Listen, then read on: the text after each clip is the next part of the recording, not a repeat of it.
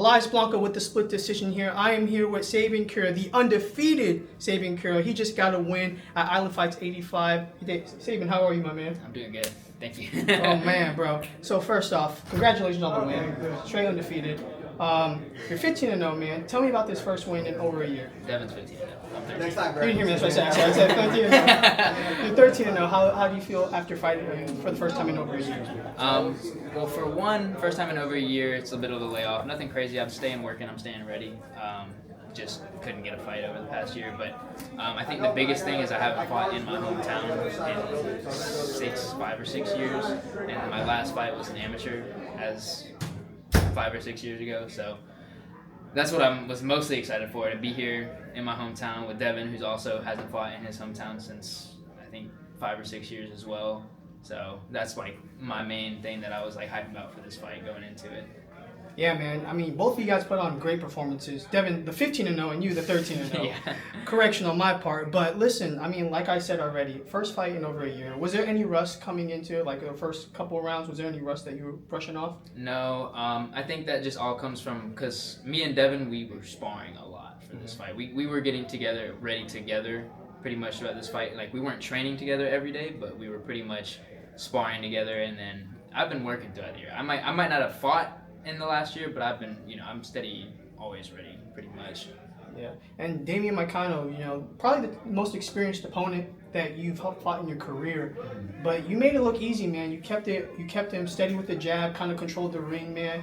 What did you feel in the fight that you felt like you could really control it?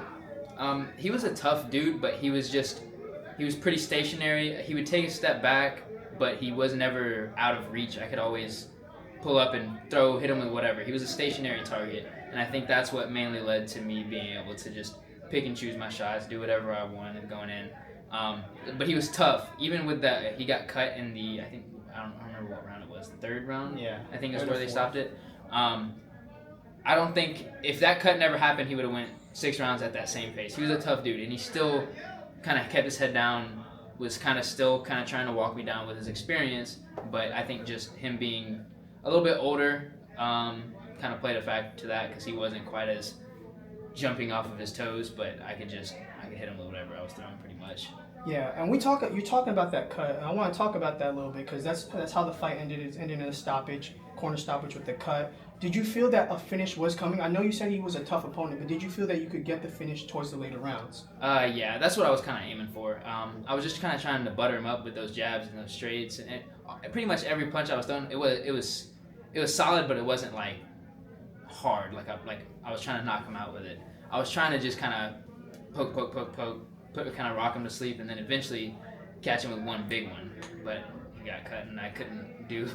It kind of sucks. I wanted to go more rounds, because that's what I was like aiming for. I was trying to maybe push it another round or two, and then maybe try to stop him in maybe the 5th or the 6th instead. Because I want to make sure I get my work in. Yeah, for sure. So like we already said that, Devin fought on the same card. That's your boy.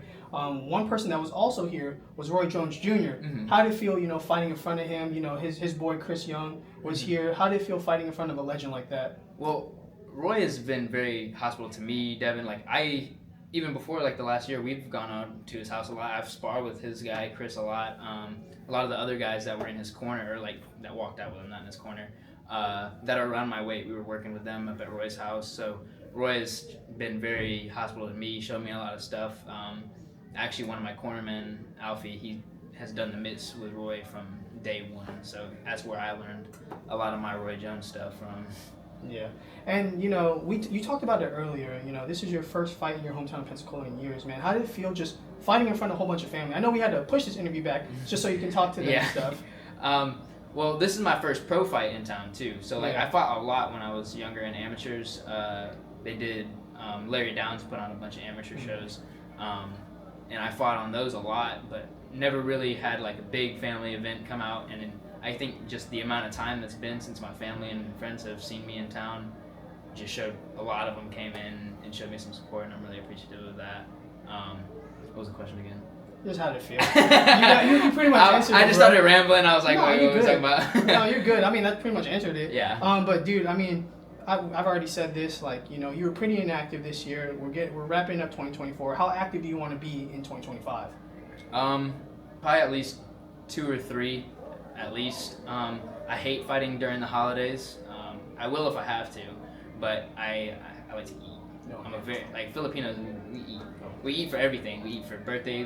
Well, everybody does, but we eat extra for every single Bro, gathering. Filipinos, every day's a holiday. I'll tell you that. I got 2 more questions. First off, you're speaking of holidays, man. Next week is Halloween. What is your favorite horror movie?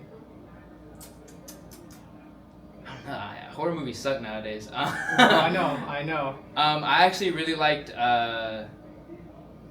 Halloween that came out in 2018. That one was fire. And then I like Get Out, of course. That's one of the better ones. So I think those 2 are up there. Jaws. Classic. That's a classic, bro. But that's about it. Horror stopped being one of my things I watched after a while. It's hard to push that boundary and get something new. It's just not the same. But my last question, man, as a fellow Filipino, as a fellow Pinoy, bro, what is your favorite Filipino food? There's a lot. I like halo halo. Bro. Is that considered Hawaiian? I don't know. I mean, there's a lot of Filipino. I like desserts. Bro, I know. I like cassava cake though, bro. Ube. Oh yeah. I love ube ice fire. cream.